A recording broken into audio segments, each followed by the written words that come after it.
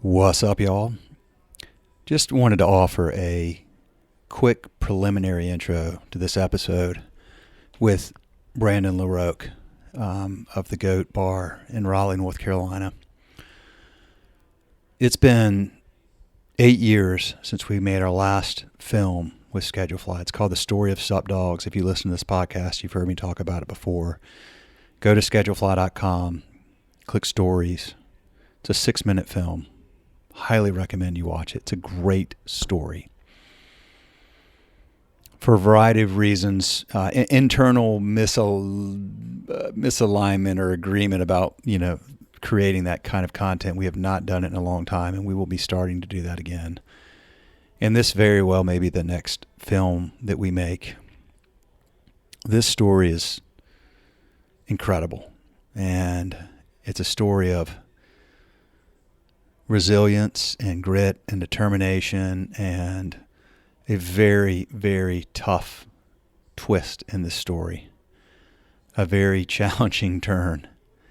But it's very clear to me that Brandon and his bride are going to have a wonderful ending to this story. I think when you listen to this, anytime you're in or around Raleigh, North Carolina, you will absolutely find yourself making your way to the Goat Bar and wanting to be a part of this story because it's going to have a great ending. And I can't wait for us to have an opportunity to go share it. And I hope that we have the opportunity to make this our next film, or certainly one of our next films. Brandon and your wife and your team, we're proud to tell this story. We appreciate you. We are grateful that you have the opportunity to start fresh with something you love and turn a very challenging situation into a wonderful resolution for your story. Thank you all for listening. We appreciate you. These are the kinds of stories that we hope to tell over and over of hospitality business owners overcoming incredible challenges and doing what they love and giving so much to the communities that they serve. This is why we do this podcast. Thank you all for listening. See ya. All right. What's up, y'all? Will here with Schedulefly. This is the Restaurant Owners Uncorked podcast brought to you by us here at Schedulefly. Super simple web-based restaurant employee scheduling software backed by legendary customer service and all at a low price point. We have, because we're bootstrapped, we're not VC backed, we're not owned by private equity. We don't have to worry about pleasing them. And so we've kept our prices low. We've actually never raised our prices in 18 years. But we have a highly rated 4.9 rated software on Capterra, which is sort of like software version of Yelp. And my personal cell phone is on our website on like 3 pages at schedulefly.com. So we take personal customer service very seriously. If you're on pencil and paper or Excel or Google Sheets or something like that, we'll make life a whole lot easier for you and for your team and give them their schedule and all the communication in their pocket on an app. If you're on another scheduling software, you might be paying a lot more money than you need to for a lot of bells and whistles you don't really use. So check us out, schedulefly.com, 30-day free trial, no questions asked, no risk. Happy to help anytime if you want to call me or hit my cell phone. Enough about Schedulefly. I think this is going to be one of the more interesting stories in some ways that we've ever told in 15 years and over 600 episodes of doing this podcast. So I'm very, and in some ways not for the best reasons, but what a wonderful opportunity to share this story. And Dave, you would just introduce yourself real quick. Sure. My name is Brandon Laroque. I own the Goat Bar in Raleigh, North Carolina. All right, Brandon. So we heard about you because you had a very tough experience with cryptocurrency that has now delayed your retirement. And we're going to get all into that. But the one question that I ask everybody on this podcast is, and yeah, and talking to you beforehand, I know you've got a long storied career in hospitality, as does your bride. But when did you first get started in hospitality? Yes, sir. After I got out of the Army, I went back to school at East Carolina, which is about an hour, maybe an hour and a half east of Raleigh. Went back to school. Had gone to college after high school, flunked out. My parents offered to pay the first time. Then I went in the military, came out of the military, went back to school, flunked out, moved up to Raleigh for the summer. And I was planning on just going back to school, but if I could, once I had some money. And I'd never worked in the hospitality business before, never done fast food in high school, nothing like that. I always worked in like sporting goods and stuff like that. And I got a job at a country club here in Raleigh, a really nice country club called Carolina Country Club. And I had no experience in it. Started learning the industry. Learned it's totally different than the industry I'm now. Now I own a dive bar, so they're completely opposite ends of the spectrum. But I got in there, started waiting tables, worked there for about 3 or 4 years, and worked my way up to be what's called a captain. I was in charge of the special events and stuff like that when they had weddings and all that kind of stuff. I started as I was just leaving Carolina Country Club. I started back at East Carolina. I commuted for years, for like 2 or 3 years from there, to get my degree. I got a degree in religious studies, which has absolutely nothing to do with the restaurant industry, but it was kind of interesting to me. Um, After I left Carolina Country Club, just as I was leaving there, I got a job at a place called Charlie Goodnight's, which is a comedy club. It's a world-renowned comedy club. And I started there waiting tables and worked my way up to become a bartender. And back then, you got to remember, this was like the mid to early 90s. And there weren't as many bars and restaurants as there are like now. Raleigh was still kind of a small town and Yeah. now a big city. I mean, it's totally different now. But it was one of the most highly sought after jobs in Raleigh. It was the bartending at this place called the Old Bar. And I worked there for 10 years, loved it. I mean, I was doing that in at Carolina Country Club and going back and forth to East Carolina. And the money was unbelievable there. The best time of my life, as a matter of fact, was when I worked there because I didn't have responsibility as much. It was always a good time. I was in my, mid to early 20s and 30s. And it was just it was great. It taught me the industry. That's what I loved about it because we had this owner who, he was great, I'll admit, but he probably was where I was last year, kind of getting fed up. He had been doing it for like 20 something years and he kind of became a little more hands off. And because he became more hands off, he, when we were the bartenders at the Old Bar, which is the spot I was telling you about downstairs, he just kind of put everything off on us. He was like, you got to do it. It's sink or swim. If you want beer to sell, you got to be there to take the beer deliveries. We weren't managers. We were just the ones that were responsible for it. Because if you wanted a job, these are the things you had to do. If something broke, we had to fix it. It was just the way it was back then. And it was awesome because it kind of taught me and a lot of other people how to run a bar. I feel like, at least the way I run one. And we had to learn this. So out of this bar of Charlie Goodnight's, there's been like 30 bars that have spawned off from it because of all the people who've owned them. I mean, I've owned 6 of them. There's 5 or 6 other guys who've gone off and opened their own bars too. And it was just a great learning experience. It was the best time of my life. Those people that I met at that restaurant they're still my friends today. I mean, it was really like a family. I know that sounds kind of cliche to say, but it was. We did everything together. We went on trips together. We hung out every night together. It was, it wasn't even like, I'm sure I complained about it back then. We only remember the good times, but it was the most fun time of my life. So after leaving Charlie Goodnight, the only reason I left there was because every day I would drive to work. I only had to work 3 days a week at Charlie Goodnight's too. That was the other thing because I'd been there so long. So I worked Thursday, Friday, Saturday, and it was just unbelievable money. And like I said, not a ton of responsibility. Like I said, we had to fix things and take deliveries, but I wasn't responsible for the bills. I didn't learn that side of the bar, the industry till later. That's a whole nother side that people, if you're thinking about opening a business, and I encourage everybody to do it, a bar or restaurant, but just know there's a lot of stuff you're not going to learn. It's a whole different side of the industry that people have no idea. They don't know about payroll. They don't know about taxes. They don't know about, just permitting. They don't know about a lot of stuff. Hell, I've been doing it 30 something years, and I don't know about a lot of it because it's constantly changing. It's changing. Yeah, right. And so every night when I would go to work, I used to leave my neighborhood and right up the street, about a half a mile, I would take a left, and there was this little old country restaurant. Beside it, there was a little bar in there, and I'd never even been in it before. It's only like 800 square feet. And one day I was riding that way, and I turned and I saw the woman taking the sign down to the bar. So I said, what's going on? So I told my wife about it. We went over and we looked through the windows and asked the landlord, hey, what's going on over here? They said, oh, they moved out. I said, are y'all going to rent it? They're like, oh, we're probably not going to rent it out. I actually subleased from a restaurant.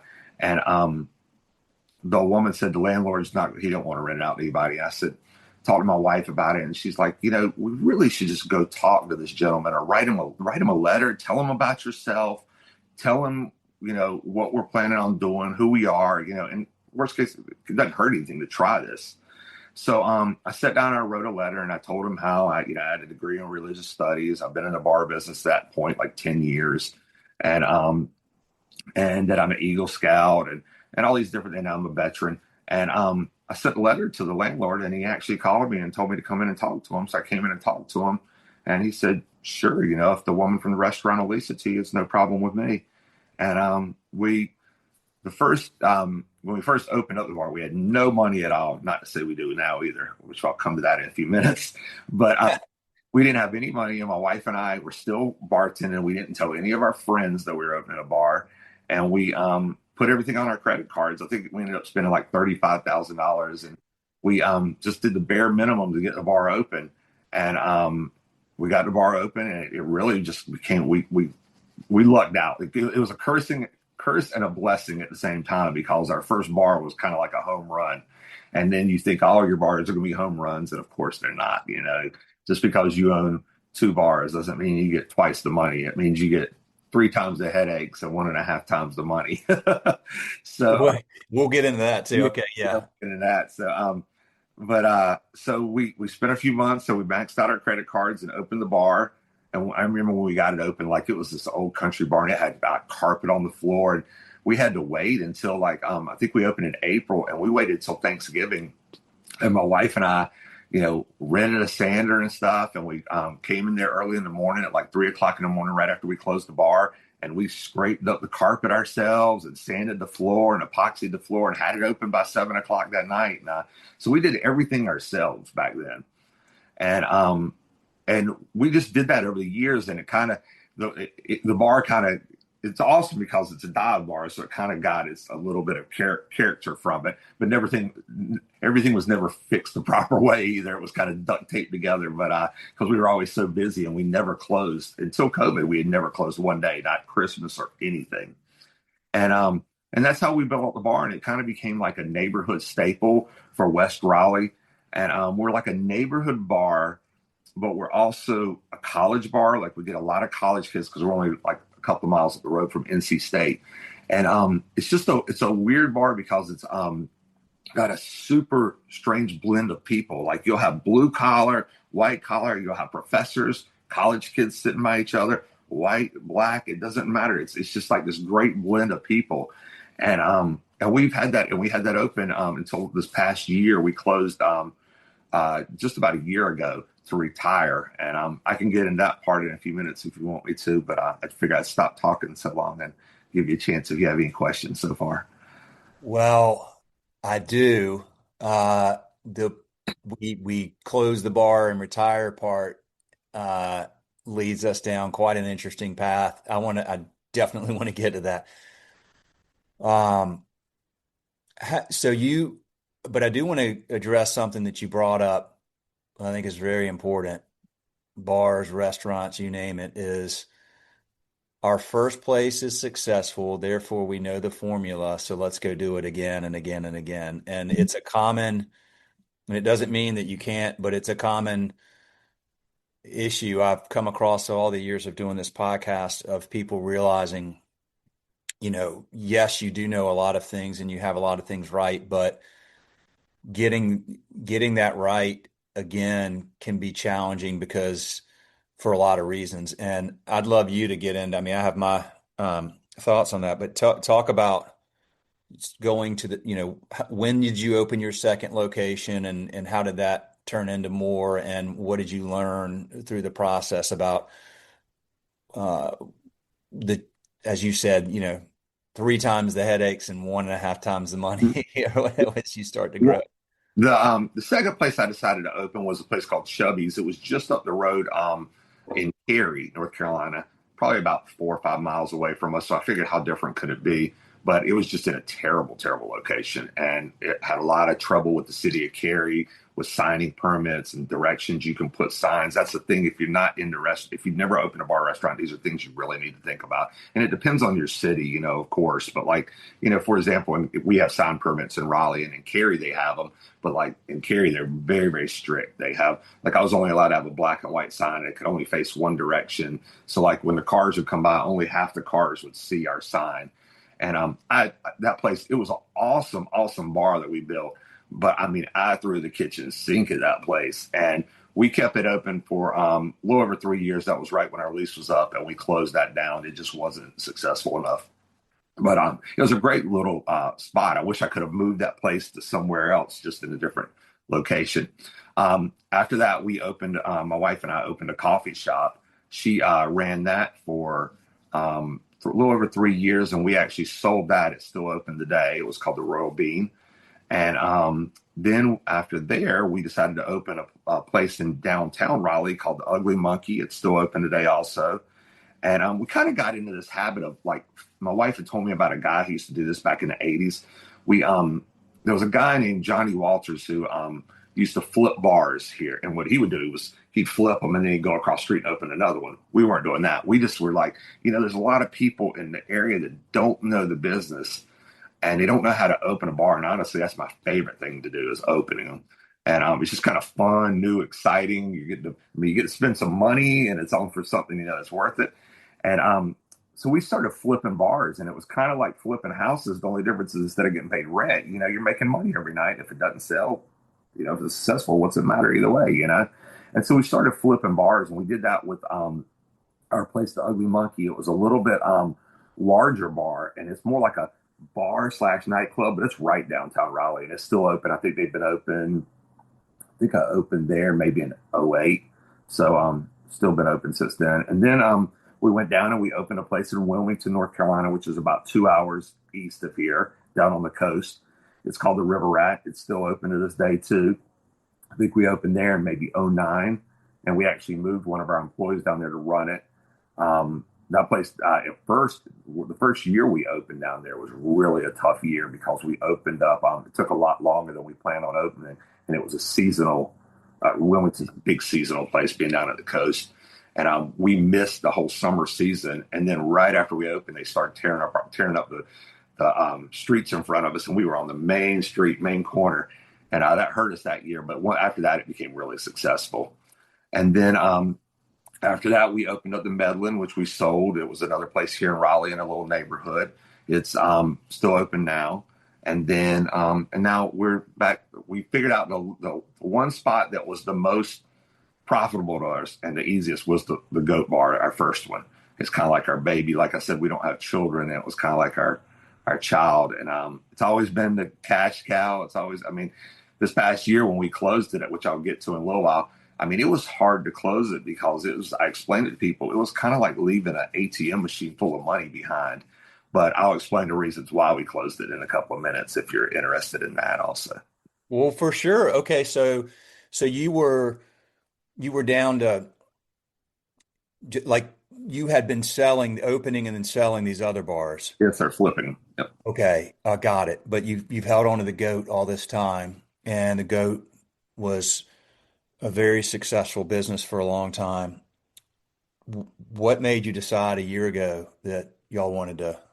So, and like I was saying earlier, in 20, and why didn't you sell it? Well, that's another reason. We didn't have a lease. We've had a handshake agreement with our landlord this whole time. He's he's the only one we didn't have a lease with. I wanted one, don't get me wrong, but he's just one of these old, country guys who just, a deal's a deal. And he's been great too. He's never raised my rent. They've been by far my best landlords. So I will say that.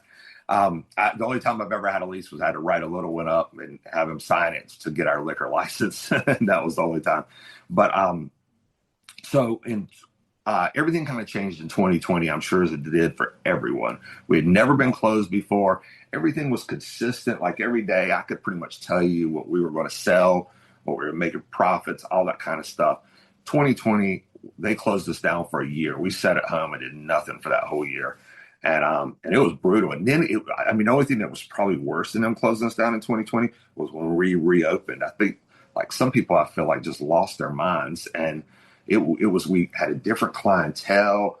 It was just, we had different staff. I mean, staff can't wait around for a year. Some of them came back, but some got jobs, and some of them made more money when we were closed than they did when we were open. But just things really changed after 2020, and we've had the same problem. Every business, every restaurant, I'm sure, has had the same problem. Employees. We've had trouble keeping employees. It doesn't matter how much money they make. We've got some employees that some nights they've made $1,400-$1,500 in tips, and we still have trouble with employees. And so the past 4 years, it's been rough. We've done great business, the best business we've ever done. Our business went from, I won't say it doubled, but it went 1.5 times. And then we've got a great clientele, and then we got everything worked out. But we just had a lot of trouble with employees, and my wife and I were just kind of fed up with things. And last year, so over the past 2 years, I don't know if you've had anybody else discuss this in the bar business, but we've had a really big problem with these fake IDs. Has anybody talked to you about what's going on with the fake ID situation right now? No, I'm very interested in this because I know that they are certainly a lot easier to get now. I have 2 kids in college, so I know a little bit about what's going on with that, but I've So, not talked to anybody about how bars are addressing this and so what a risk it brings. So over the past few years, the IDs have gotten just better and better and better. A few years ago, they made IDs and they looked perfect, but you could kind of tell and peel like the top layer off of them. A lot of them came from like Minnesota for some reason and South Carolina, and we knew that. So for about the past 4 or 5 years, we've been using ID scanners to scan it. And what we do is we scan. We've always done this. We scan IDs at the front door, and then we put a wristband on you. Like if you were to go to a concert, like we have a big concert venue here called Walnut Creek Amphitheater. They do the exact same thing there. You actually have to go to a table and a wristband, and then you can go get your beers or drinks or whatever. And we do the same thing at our door. So basically, you cannot come in. No one under 21 is allowed in our bar. But their IDs have gotten so perfect. They're buying them from China. They're putting their face on the IDs. They upload their photo. They put everything about themselves that's real on the ID. So you can't question, hey, what's your sign? What street do you live on? What's your zip code? You can't ask any of those questions because it's all real. All they do is change the year.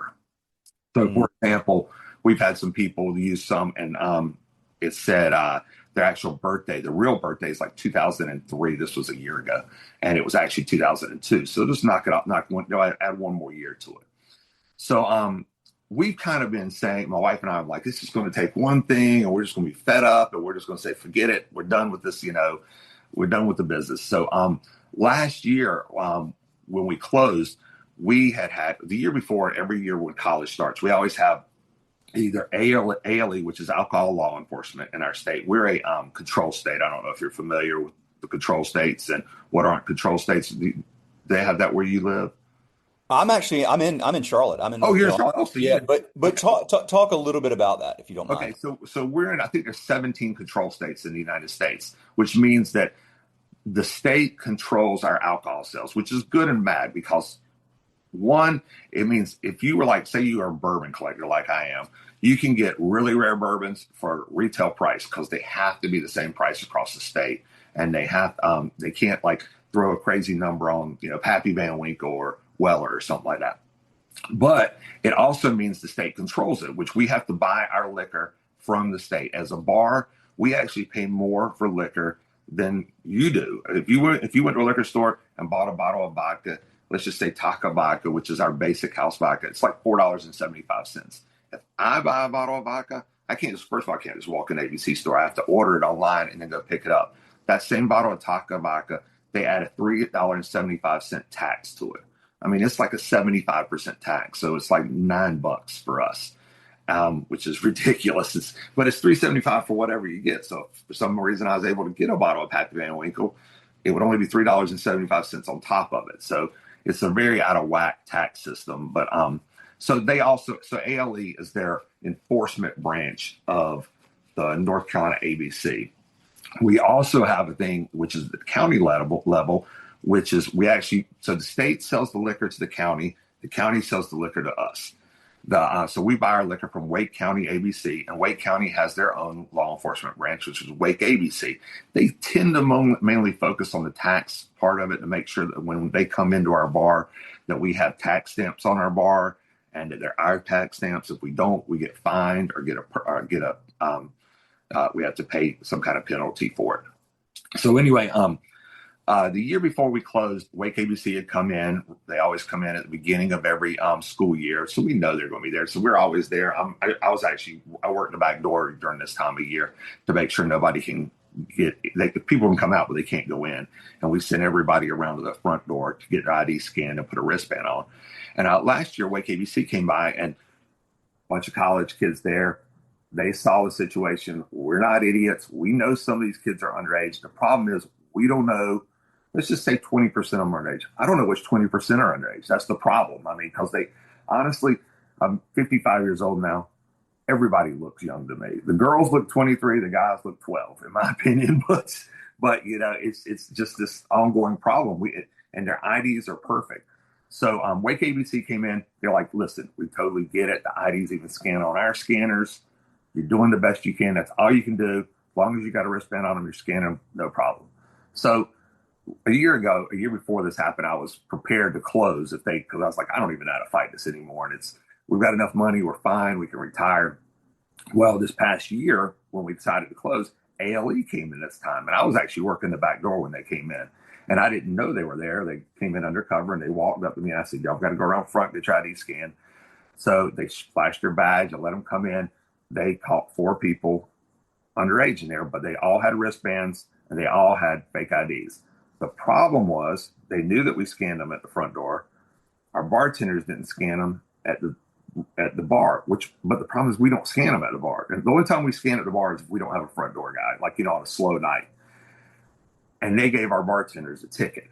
So that caused our bartenders to quit, because I've never even heard of this happening, especially if you check at the front door, because that's our whole point, is we don't let anyone under 21 in. Right. They've been asked the law enforcement. I even have video of him, the ALE agent, scanning a girl's ID. He has to call it in. It's the only way he can tell that it's fake.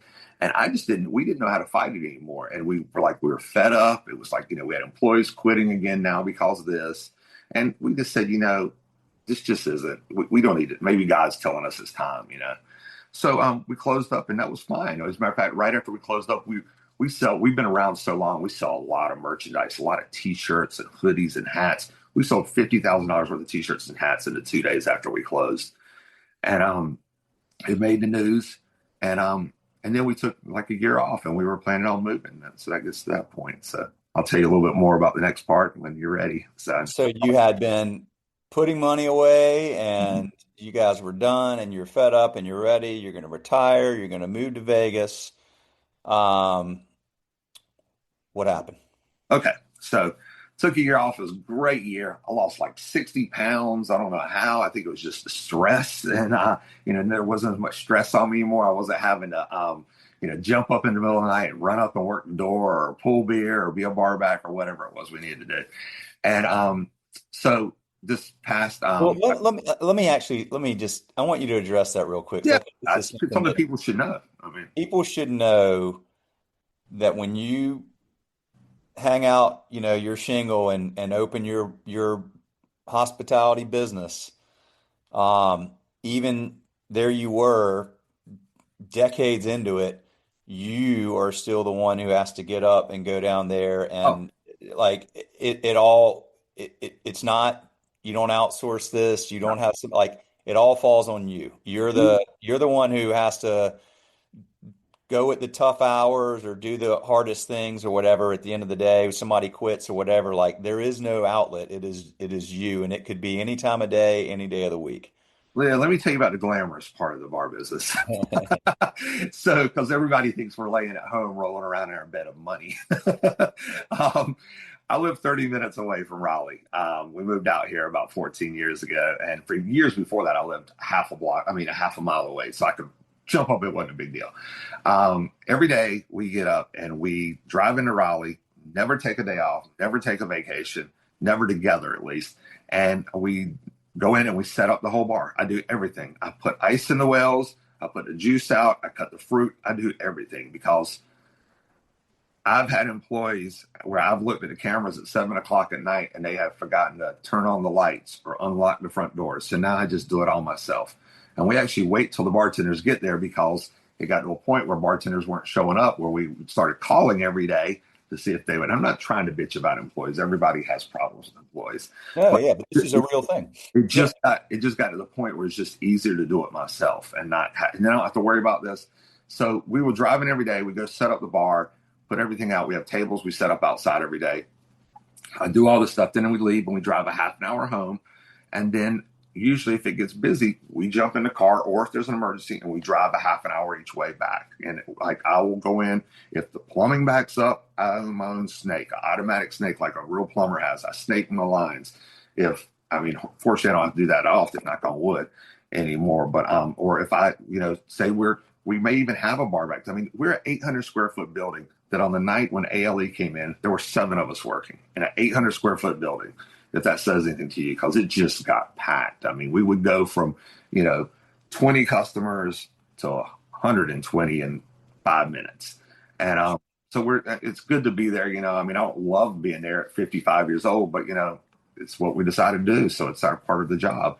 And you will have to do things like that. You will be there working the door. You will be bar back, and you will do. And we don't take a cut of this stuff. My wife bartended still when we were there, and she loved it. She did it 2 nights a week just to keep a pulse on what was going on in the bar and with the customers and stuff like that. But it's not all glamorous. Yeah. Yeah. That's an important thing because a lot, people, I mean, all these things you talked about are, it's, you see people that own restaurants and bars and you think, man, that looks really cool. And it is some of the time, some amount of the time. That's why people do it. And it's a lot, and it can be a lot of fun, but it's also learning permitting and payroll and taxes, and every single aspect of the economy flows through, and you are the one who's got to be there late at night or early in the morning, or changing as one there's a owner there in Carborough, Drew um, Drew Moore, who owns some restaurants there, and he said, I call myself the CEO of toilet handles. He's like, man, I have to change toilet handles. Like I got a bulk of them, sitting in my office. Like, so that stuff's not sexy and glamorous. That is the real deal of what you're going to be doing. And it's funny what you just said. When we closed the bar, we sold everything off. And I had a couple of storage units that were huge of everything. I don't throw anything away because you never know. First of all, when you find something that works, like a toilet or a toilet handle or something, buy as many or keep as many as you can because they will discontinue it. It seems like whatever works, right, continue, and the new one doesn't work. So I save everything. But when we closed the bar, we just we got rid of everything. So we're having to track everything down now and re kind of do what we did before. So it's funny you brought that up. Well, okay. So let's get into this. So where you had money saved up for retirement. Where was it saved? So all right. So I guess I'm a conspiracy theorist, but I've been really worried, especially since 2020, I'm just worried about the economy in general. I'm really freaked out about it. I'm worried about money being in the bank. I had invested a lot of money in crypto. I also invested a lot of money in gold and silver and metals. But I was real heavy into crypto, and I had put it into XRP, which if you're not familiar with crypto, I'm sure a lot of people aren't. Bitcoin is kind of like Coca-Cola. I think a lot of people when they refer to crypto, they just say Bitcoin. And I got in, like most people did, into Bitcoin back in 2017, which I've got a great story if you want to hear about it, about how I got into crypto. It's not about restaurant industry, but if you're interested in hearing about it, I'll be happy to tell it. You want to hear about that? Sure. Yeah. Okay. So absolutely. I should write a book because this was my craziest story until this happened with us with the crypto. So my wife and I at the time, we've been talking about retiring for years. So this is in 2017. And one of the places back then we were looking at moving was overseas. I had sent her to Costa Rica. Like I said, we never go on vacation together. One of us is always here to be at the bar every day. So for her 50th birthday, I sent her to Costa Rica to look at houses. And I sent her with some of her friends to go down there. I was like, knock out a 50th birthday and look at houses. So she went to Costa Rica. She came back. We were looking at Costa Rica, Nicaragua, and Roatan, Honduras. So I sent her down to Roatan was her next trip. And when I sent her down there, I sent her she was going to a place in Roatan and another little island called Utila. They're both part of Honduras.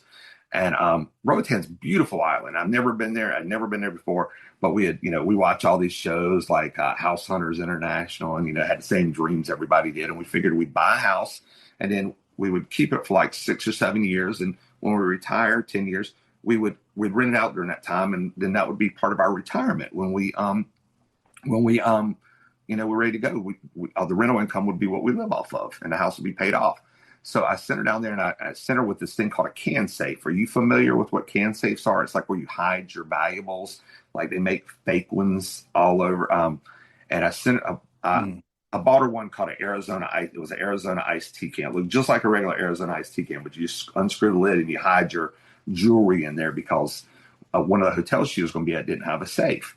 And so I needed in plain sight. So she flies over with a friend to go to Honduras, to Roatan. She looked at the houses with the real estate agent, flies to Utila, which is in the same country, but you have to go through customs, comes back, goes back to Roatan. As she's leaving Roatan, they stop her because she has this can safe in her checked luggage. Nothing's in the can safe. It's completely empty. They pull it out. I get a phone call from her friend saying they've stopped Mandy and they're detaining her. Mandy's my wife. They're detaining her in Roatan. And I'm like, over what? What are you talking about? She said something about tea. I said, tea? What are you talking about? We don't even drink tea. I mean, I don't know what you're talking about. And I put together, it was the can safe. Well, the can safe is lined with a plaster. They thought the plaster was cocaine. Oh my gosh. They stopped my wife and arrested her for trafficking cocaine. And I thought probably what you're thinking right now. They pull out a drug test kit and test it just like every police officer. Yeah. They don't have those down there. It's a drug test. They have to send it to the mainland. So I had to jump on a plane, which, like I said, we never leave our barn. I went into my threw my keys to one of my employees, said, figured it out, signed a bunch of checks, said, I got to go to Honduras. Flew down there, went to get my wife out of jail. She was in jail for 10 days, and then we had to stay while they held her passport. It's all, you can look it up. If you have time, look up Amanda Laroque, Laroque. And Good Morning America did a story about it. They even go buy a can safe and cut it open, and you'll see the powder come out. It all got solved. It took about 2 weeks for it to get it solved. But now to the point of where I got into crypto. While we were there, when we got her out of jail, we didn't have a place to stay, and they were holding her passport. So this guy who used to play for the Houston Astros had retired down there and owned a resort. He heard our story and he was really well connected. And one morning, he put us up for free. And just because he was just such a nice guy and he felt bad about what was happening to us. So one morning we were sitting there talking to him about getting our passport back. And he was looking at his computer and he's like, wow, something like, wow, I can't believe this. I was like, oh, I'm sorry if I'm interrupting you. Don't worry about it. I know you're a busy man. And he said, no, I'm just looking at my Bitcoin. I was like, Bitcoin, I don't even know. He said, I just can't believe what it's doing. I said, what's it doing? And I'd heard of Bitcoin, but I thought it was like $30 or $10 or something. I didn't know. And he said, it just hit $3,000. And I said, what? $3,000? That's crazy. And I just kind of filed it in the back of my head. And I came home a few days later and a liquor rep came in to visit us because everybody was coming to visit because they had heard the story. It made national news. And he started talking about Bitcoin also, the liquor rep did. I said, this is weird. Hearing it once is one thing, but a few days later, hearing it again, I need to start looking into this. So I started investing into Bitcoin. Did that for about a year or so. And like most people, I got into Bitcoin and I started learning about the altcoins. So I got into some altcoins, started trading them. Altcoins are the smaller coins like XRP, XLM, things like that. People probably heard about all these different ones. I'm just trying to cut to the chase and not bore too many people with it. But for some reason, about 5 years ago, XRP, I didn't understand any of the crypto. I kind of felt like it was a Ponzi scheme. I was like, hey, I'll make a little money at it while I'm at it, and But then one day, somebody I was watching on YouTube was explaining what XRP was, and it just kind of clicked with me. And the way I explain it to people is, and I'm sure all these cryptos have a purpose. I just don't understand them. When I would buy Bitcoin, let's just say I buy $100 of Bitcoin and send it to you, it would probably cost me, now this is back, 4 or 5 years ago, it would cost me probably, 20, $30 to send it to you. And sometimes it could take an hour, hour and a half. That didn't make sense to me. Why am I giving 25 to 30% to send $100 and take an hour and a half? That doesn't click with me. Ethereum, I've heard of Ethereum. That's the second biggest one. Ethereum was the same thing. I could send Ethereum to you $100. It would take maybe 6 to 10 minutes, and it would cost me maybe $15, $15. Didn't make sense to me either. I was like, none of this is going to work in our economy. It doesn't make sense. Right. Then I was reading about XRP and learning about XRP. At XRP, I could send you $100 of XRP. It'd be to you in 3 to 5 seconds, and it costs like 0.006 of a penny to get there. So I understood it. I said, I see why.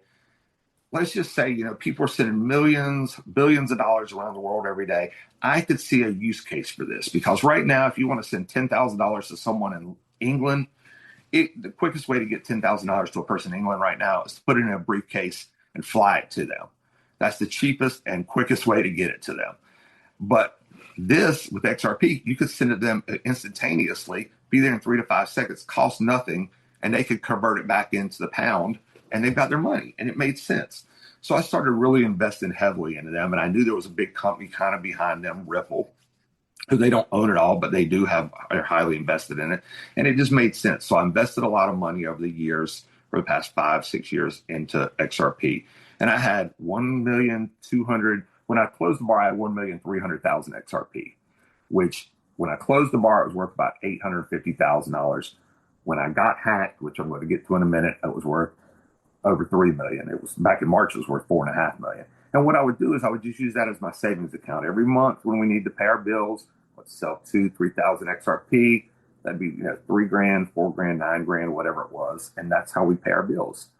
So on October, I used to keep all my crypto on what's called a cold wallet. You have hot wallets, they have cold wallets, and then you have exchanges. I had heard, like you had, don't keep your money on an exchange, because first of all, they go down a lot, they can be hacked, you hear about it all the time. So I invested in what's called an LA Pal cold wallet. Kind of expensive for a cold wallet. It's like $130, $150. And I was putting my crypto on my cold wallet, and I had it on my phone.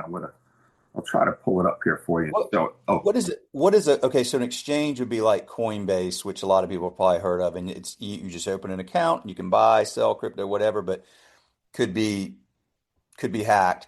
What is it? What is a cold wallet? A cold wallet is supposed to be, all right, let me go to a hot wallet first. So like companies like Coinbase, they make hot wallets. There's tons, hundreds, if not probably thousands of cold wallets out there. A cold wallet is kind of like an app that you put down, you can download on your phone. That's a hot wallet.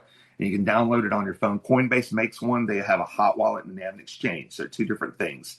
And it's kind of, they're secure. They're more secure than an exchange, but less secure than a cold wallet. They can be hacked, but they don't get hacked often. A cold wallet is something that's supposed to be completely offline. It's supposed to be like, you can still see it on your phone, but you shouldn't be able to like transfer money and stuff like that off of it. It's more like disconnected from the internet. And I'm no expert on this. I'm the wrong person to be listening to. I'm just telling you from what I've learned. But so I had put my crypto on what I thought was a LA Pal cold wallet on my phone. The background of this wallet is actually, I will put it up here on the screen just to show you anyway, is blue. See how it's blue right there? Can you see that? Yeah. Okay, that's blue. Well, that's the cold wallet. Blue means cold. Doesn't say cold anywhere on it. It's just blue means cold. On my iPad, I downloaded it, and it's an orange wallet. Doesn't say hot anywhere. It's orange. I thought it was just preference of screen colors. Well, I found out that all my crypto, my XRP, had been sitting on a hot wallet when I thought it was a cold wallet. Okay. On October 15th, I was up at 4:30 in the morning because I'm a night owl. I'm in the bar business. I usually don't go to sleep till really late. And I had not checked my wallet in a few days, and I looked, and all my crypto was gone. It was 1,210,000 XRP. And I think that day I was worth like $2.50 per XRP. So a little over $3 million if you do the math.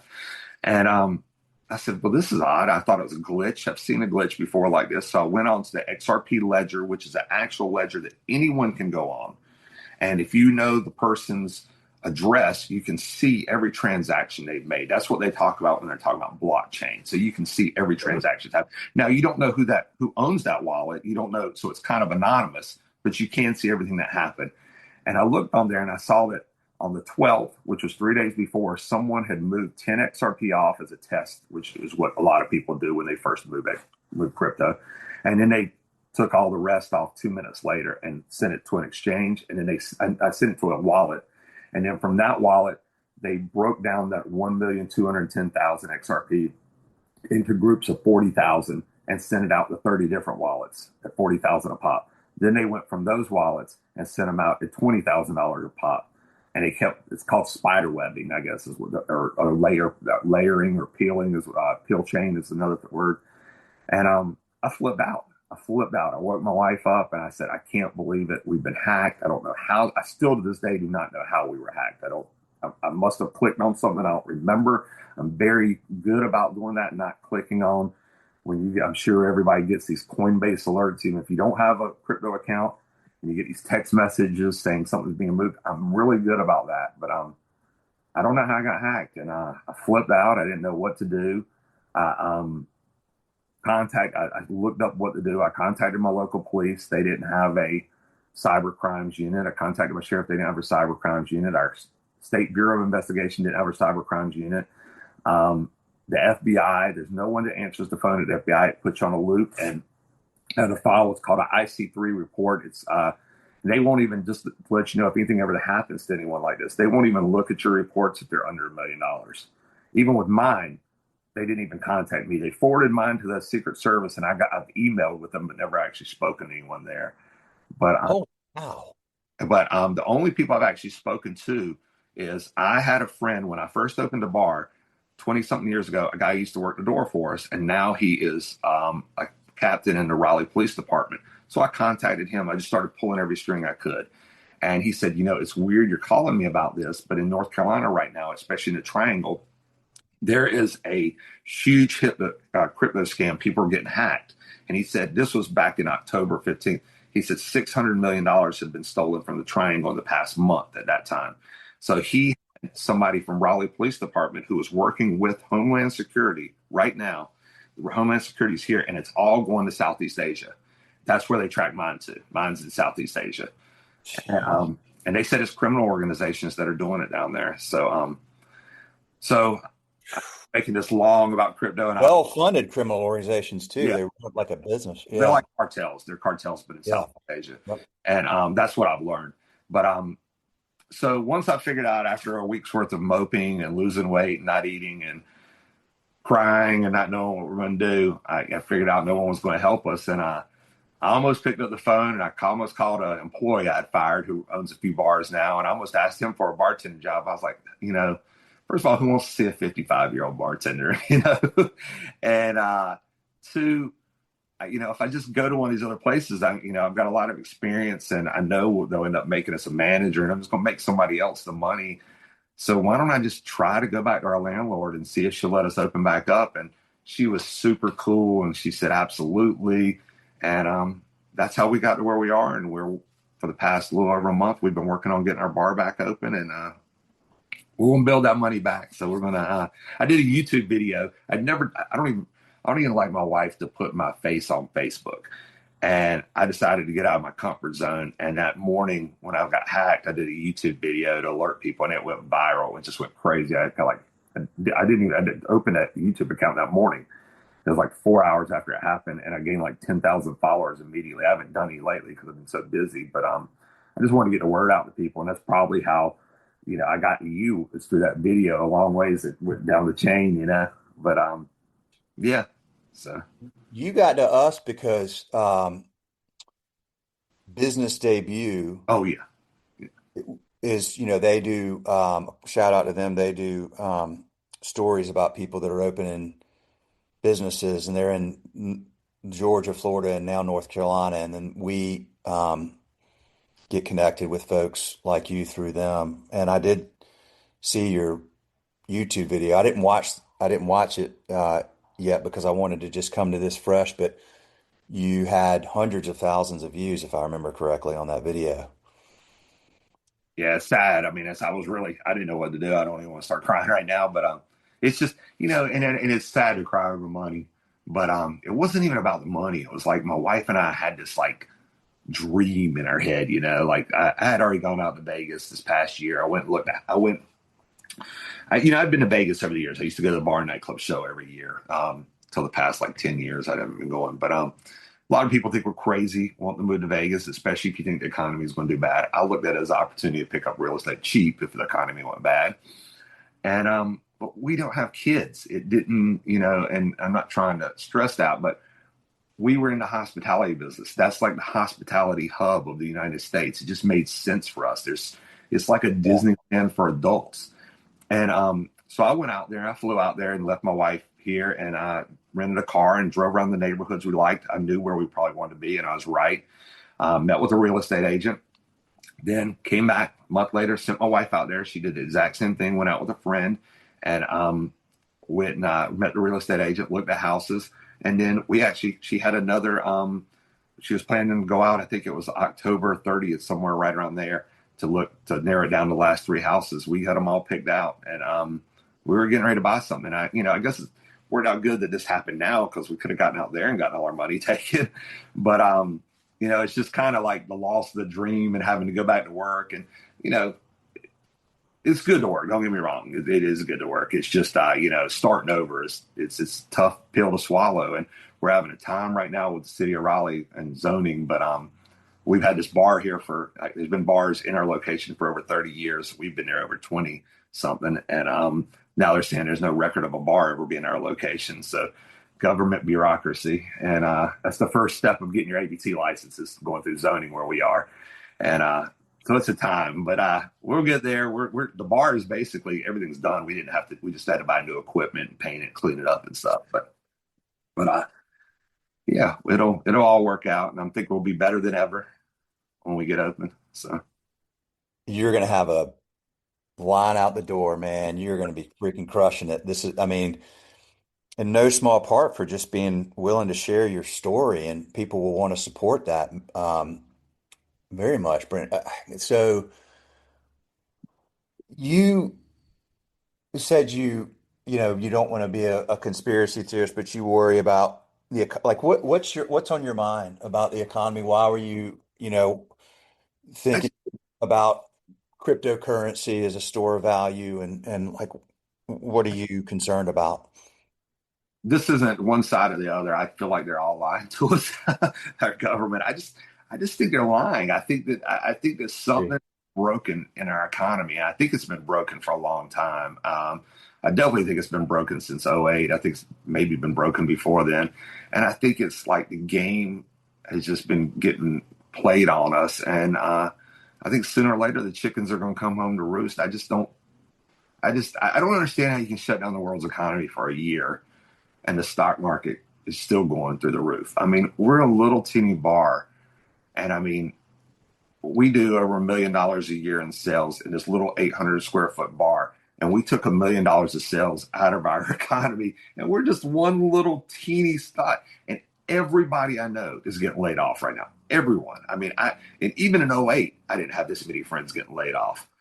And I just don't believe what they're telling us. I don't believe it. I think that, and I'm worried. There's a reason gold and silver are going through the roof right now, and it makes me sick. I've been having to sell my gold and silver because that was my backup. The crypto was I was rolling the dice. I'll admit with that one, but it hit. My gold and silver, they were my backup on top of that. And thank God I had them, because that's what's helping me fund that, and credit cards are helping me fund getting this bar open right now. But I've been scared of leaving my money in the bank. I know that you have the FDIC, and it's $250,000 if something were to happen with banks. But if something happens to all the banks at once, there's not enough FDIC insurance for all the banks at once. And if there is, what's our money going to be worth at that point? And I'm worried about this thing called bail-ins. I know everybody's heard of bailouts before, but bailouts are kind of what they did, in '08 when they saved all these banks and Yeah. government gave them money. Well, they have a thing now which is called bail-ins, which they can take your money that's in the bank. It's not once you put the money in the bank, it's not your money anymore. You're lending it to the bank. The bank's just going to pay you back. That's the thing. They can actually take your money. If a bank goes under, they can take your money and make you an unsecured creditor, and you can own stock in Wells Fargo. I don't want to own stock in Wells Fargo. I want my money, and that's why I was, in alternative places with my money. And but I guess if it was in the bank, at least I'd have $250,000. So it's safe anywhere. Well, it is an interesting thing because the solution continues to be to just print more money, which drives up asset price, like real estate, stocks, all this stuff goes up. And it's what I think is I think you're seeing a lot of and particularly now with AI and people getting laid off, I think you're seeing a unfortunate further division between the middle class is disappearing rapidly, and there's either you own a lot of assets, and if you do, those assets continue to go up in value, and if you don't, you're not going to have a chance to own assets. I do worry about that. And I do. even with that, a lot of people, like you were saying too, and I look at it the same way. But sometimes it's not even the asset going up. It's like our dollar is going down. Our dollar's worth less. That's Worth why a lot less. Yeah. $4 to buy these things. And I'm very much one of these people who, trust me, I want to be one of these rich people. I'm sure we all do. But I have a big problem. I'm just going to use one example with you. My best friend, his wife worked for Amazon, and she's been there a little over 2 years, and she worked in DC. She lives here in Raleigh, but she commuted to DC. And she'd go work there 5 days a week and had an apartment up there. And they hired her $350,000 a year. She's a lawyer. So she helps them buy their different, whenever they're buying property, she helps with the contracts on that. And so I don't know what she was making after 2 years. I just know she was hired at $350,000 a year. Since I've been hacked, she got laid off. And I'm talking about when she got laid off, she went to go sign in. And that's how she found out she got laid off. She signed in, they wouldn't let her in. They locked her out. And I understand if people have to lay people off, it happens. But a month and a half, 2 months, 3 months before that, Jeff Bezos had a $50 million wedding. And I get it. He's not he's not the only owner in Amazon. He's just the largest shareholder.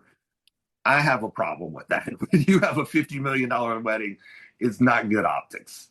And that bothers me, and I'm sure I'm not the only one out there that, think of things like this. So it's not that I'm against the rich but it is growing. You're exactly right. And it's just going to be poor and rich, and that's all there's going to be. All going to be slaves. Maybe, but you have this, look, you had to go through as anybody would, a really hard period of like recognizing what had happened, accepting it, being angry, being sad, whatever. But you're like, dude, as you said, nobody's going to help us. Like, Yeah. just got to go do this. That's the spirit that we need to continue to foster in this country, which is you can, like, if you're willing, you can go and you can create success for yourself and you can build a business. And it's not easy. It's certainly not easy. And the next generation has to understand that. But it is a place where you can do that. And I have all these same concerns, but I also always try to remember that um, we don't, there's solutions that will happen over time that we can't even think about that maybe will help us correct the course. I don't know. I hope so. I mean, otherwise it's like I do have kids and I worry about like I, the I world agree. they're going into. I But try to stay very positive. That's one thing I've been trying to really do. It's hard. There's days that it's much harder than others. And I feel like I'm somebody with a lot of experience. I mean, my wife even has more than I do. And it is really hard for me as somebody with a lot of experience to even know what to do. And so if you're out there and you are considering opening a business or a restaurant, just know, it's not going to be like you said, it's not going to be easy. Like Will said, it's but nothing worth it is easy. I mean, if it was, everybody would do it. That's And you just, but you want to go do it. You're going to work just as hard over a longer period of time of your life for somebody else. So if you have something you want to try, go out there and just do it. I mean, you're going to learn. It's like walking around in the dark trying to figure out what to do. That's the way I feel right now, even though I've opened 7 businesses all of them in North Carolina, and I still feel like I'm walking around blind because you got new people that come in different departments and they don't understand. Maybe they don't understand it, or they do it a different way, or the process has changed. But yeah, it's not going to be easy, but it is worth it in the long run. So I couldn't have built my $3 million in crypto without it, or everything I have. So that's right. Yeah. Yeah. It's and we may be coming into a time with more people starting their own business because, we're seeing, I mean, W-2 salary jobs used to be sort of like the safe route, but it's safe until it isn't now. And then you got a lot of people graduating colleges, like right there at NC State, that come out with degrees, and then maybe there's not as many of these jobs now, and so you got people that you might have people bartending for you in the future that have an advanced degree, but that's what their options are, unfortunately. So you may have a lot more people starting businesses. I don't know. I mean, it's a weird time. It really is. yeah, And I do think that, yeah, I'm whatever side you fall. I mean, I think most people generally, like most people, are somewhere kind of in the middle. I Like, agree. I think like it's not what you see online. That's just the extremes, and it's designed to make us, angry. But most people are in the middle, and they just want to. I think everybody's starting to realize, like, okay, I don't really trust any we're of them. all being played. Yeah, we're all. Yeah, we're all being played. We may as well just figure out how to make ends meet for ourselves because, there's people taking advantage of this system at scale for sure. Being in the bar and restaurant business, we know not to talk politics with people because you alienate people. And I talk to people every day when I was in my bar, even now. And I've never even considered, what their politics were or anything. But we do, we bitch about the government or whatever, or bitch about taxes or whatever. And we agree on literally 95% of everything. You know what I mean? And I'm sure there's a lot of them probably disagree with me politically, but we don't talk about that. So it's like you said, I think they're afraid of us all figuring out that we all agree because there's so many. Yeah. Yeah, I think you're right. Fighting and start working together. Well, listen, man, I'm going to let you roll. Okay. What a fascinating, unfortunate story, but also a story that is full of hope. And I want to stay in touch because, look, what is a great story? A great story is, a character who wants something and has to overcome a significant obstacle to get it. And you are overcoming that obstacle, and you and your bride are going to get where you want to be. And it's, you're gonna be wildly successful, man. I feel that, and I can't wait to. I mean, I do live in Charlotte. My stepmom lives in Cary, so I'm gonna come to your bar for sure. Next time I'm up in town and hang out. Yeah, let me know too when you come. I got a t-shirt and a hoodie for you when you come All by. right, good deal, good deal. Awesome. Everybody stay positive out there. And listen, even with my stories that I tell you, I think everything works out for a reason. There's a reason. What I've seen when I told you those 2 stories that are the biggest things in my life, God's telling me not to move is the way I look at it. God's telling me not to move. So thank you for your time, Will. I appreciate it. Thank you. My dogs are going crazy, so we'll wrap with that. All right. All right, see you. Take care. Thank you. Bye. Bye.